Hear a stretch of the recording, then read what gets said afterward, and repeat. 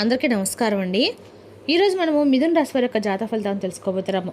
మిథున రాశి వారికి ఆగస్టు 25 అనగా మంగళవారం నాడు వీరి యొక్క జాతక ఫలితాలను తెలుసుకోబోతున్నాం. అయితే మిథున రాశి వారు ఎవరైతే ఇప్పుడే కొత్తగా మన ఛానల్ చూస్తున్నారో దయచేసి ఛానల్ సబ్స్క్రైబ్ చేసుకొని వీడియోకి లైక్ చేసి సపోర్ట్ చేయడం మాత్రం మర్చిపోకండి.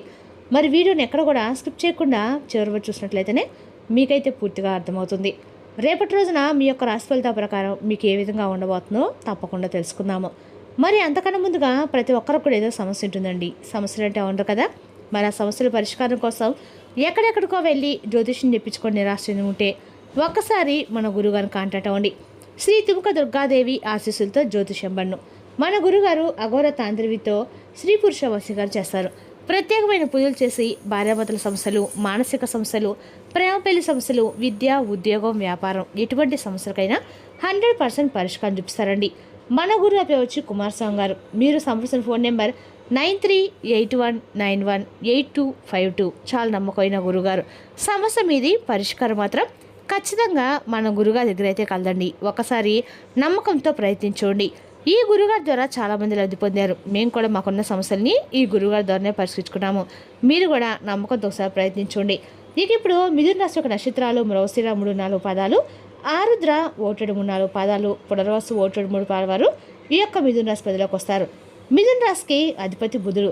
గ్రహబల ప్రకారం బుధుడు తెలివితేటలు, మాట తీరు, ఉద్యోగం, వ్యాపారానికి మంచి బలం ఇస్తాడు. ఇక కుజుడు ధైర్యము, పట్టుదల పెరుగుతాయి. తొందరపాటు వద్దు.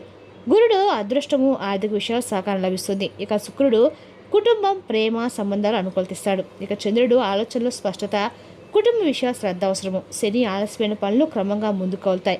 ఇక రేపు రోజున జాగ్రత్తల పరంగా మాటల్లో తొందరపడకండి. మీరు సాధారణంగా చెప్పిన మాటను కూడా ఇతరులు తప్పుగా అర్థం చేసుకునే అవకాశం ఉంది.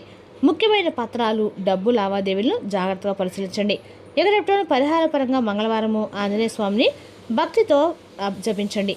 ఇక రేపు రోజున అన్ని రకాలు కూడా మీరు అంటే మిథున రాశి వారికి ఆంజనేయ స్వామి ఆరాధన అన్ని కూడా మేలు చేస్తుందండి. హనుమాన్ చాలీస పారాయణ చేయడంతో మీ యొక్క శత్రుభయం అనేది తొలగిపోతుంది. ఇక రేపు రోజున జ్ఞానము, ధైర్యము, కార్యసిద్ధి, అడ్డంకుల తొలగింపు కోసము ప్రార్థించండి. రేపటి రోజున మీ యొక్క పరిస్థితి అనేది చాలా ఆశ్చర్యపరిచే విధంగా అయితే ఉండబోతుందని చెప్పుకోవాలి. ఎందుకంటే రేపటి రోజున మీ వారు ఎవరు, అలాగే మీకు వ్యతిరేకంగా నడుచుకున్నటువంటి వ్యక్తులు ఎవరనేది రేపటి రోజు మీరు ఒక స్పష్టత అయితే వస్తుందన్నమాట.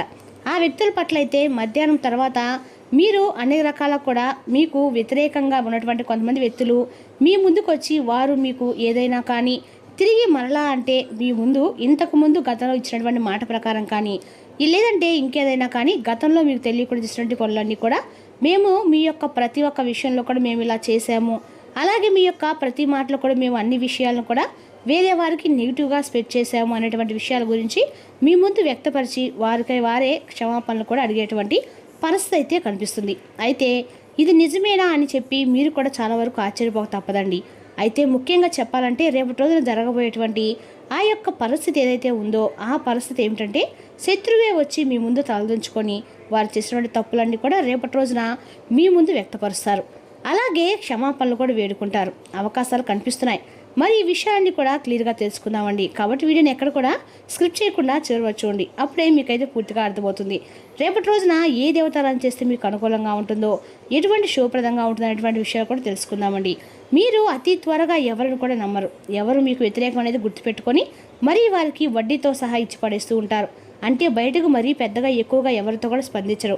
లోపల మాత్రం మీ యొక్క ఆలోచనలు ఇప్పుడు కూడా విశ్లేషిస్తూనే ఉంటాయన్నమాట. అంటే ఇటీవల కొంతమంది మీకు ఏదైనా వ్యతిరేకంగా మాట్లాడి ఉండవచ్చు, లేదంటే ఏదైనా ఒక ప్రాజెక్టులో కొంచెం ఏదైనా అడ్డంకులు వచ్చి సృష్టించి అడ్డంకులు లాంటివి ఏదైనా సృష్టించుంటారు. అలాగే మీ ఎదుగుదలను చూసి అసూయపడి ఉండవచ్చు. అంతేకాకుండా మీరు అన్ని విషయాలను ఏమిటంటే చాలా వరకు కూడా నిశ్శబ్దంగా గమనిస్తూ వచ్చారు. ఇటీవల ముఖ్యంగా కొన్ని సందర్భాల్లో ఆ వ్యక్తి చేసిన పనులను మీరు చాలా వరకు కూడా గమనించారండి. కానీ మీరు ఏటుపడి అడగలేకపోతున్నారు. ఎవరు ఏంటనేది గమనిస్తూ ఉన్నారు. అంతేనండి.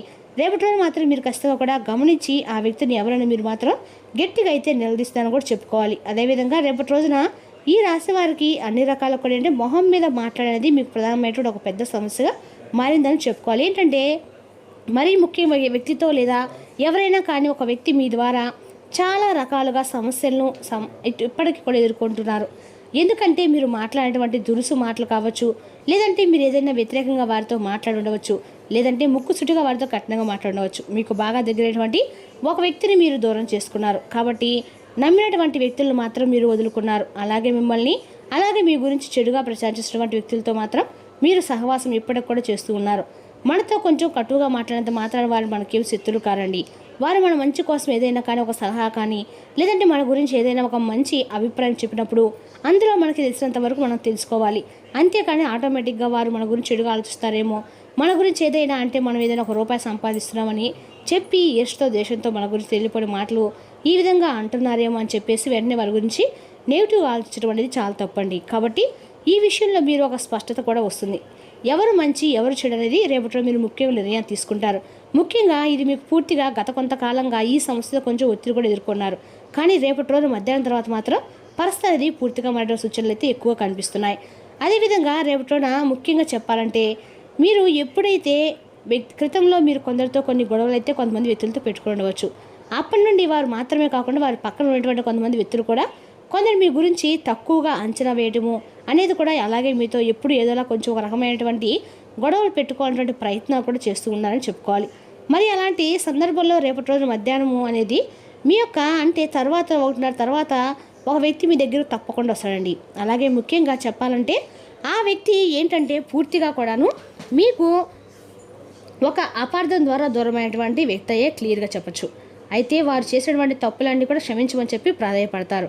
మీరు కూడా కొంచెం ఆలోచించి 1-2 సార్లు ఆలోచించి సారీ లేదా సాఫ్ట్గా కొంచెం ఫ్లోగా మాట్లాడుతూ మీతో అన్ని విషయాలు కూడా కలిపి ఉంచుకుంటారు. మీ యొక్క విజయాన్ని కూడా వారు అంగీకరిస్తారు.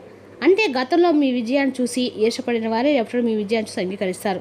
ఇన్ని రోజుల నుండి మరి అనుకోకుండా వ్యక్తుల యొక్క మాటలు పూర్తిగా నమ్మి వారు చెప్పేది లేదని చెప్పేసి మీరు భావించారు. కానీ మీ గురించి ప్రత్యేకంగా ఒకరు మాత్రం నిజం చెప్పేవారు మీ జీవితంలో ఉన్నారని మాత్రం మీరు ఒక క్లారిటీకి రాలేకపోయారు. కానీ రేపటి ఎవరు ఏంటనేది మీరు ఒక క్లారిటీకి వస్తారు. అంటే నేను ఇక్కడ చెప్తుంది ఏంటంటే మీ ఆలోచన విధానం అనేది కొంచెం మారుతుందని చెప్పుకోవాలి.